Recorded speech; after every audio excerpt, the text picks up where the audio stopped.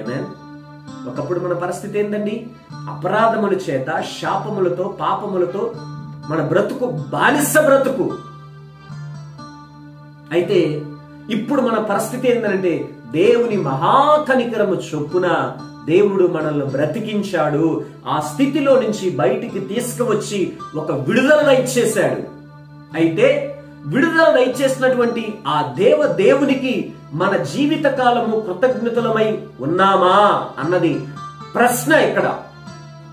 అలనాడు క్రైస్తవ ఒక డబ్బు కలిగినటువంటి వ్యక్తి ఒక బానిసను రిలీజ్ చేసినప్పుడు, అతనికి విడుదల దయచేసినప్పుడు, ఆ విడుదల పొందినటువంటి ఆ బానిస అన్నాడు, అయ్యా నీ పాద సన్నిధిని సేవ చేసుకుంటూ నీ దగ్గరే ఉండిపోతానయ్యా, ఇదే నాకు విడుదలకు ఒక సూచన, ఇక్కడే నేను సంతోషంగా ఉంటానయ్యా, కాబట్టి నా జీవిత కాలం అంతా నీకు కృతజ్ఞతున్నై ఉంటానయ్యా అని చెప్పాడు.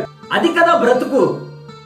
అయ్యా నీవు నన్ను విడిపించావు కదా, విడిపించినందుకు నా జీవిత కాలం అంతా కూడా నీకు కృతజ్ఞతన్నై ఉంటానయ్యా, నా శేష జీవితం నీ పాద సన్నిధిని నేను గడిపేస్తానయ్యా అని ఆయన ఒప్పందం కుదుర్చుకున్నాడు. అది కదా బ్రతుకు, కృతజ్ఞత బ్రతుకు.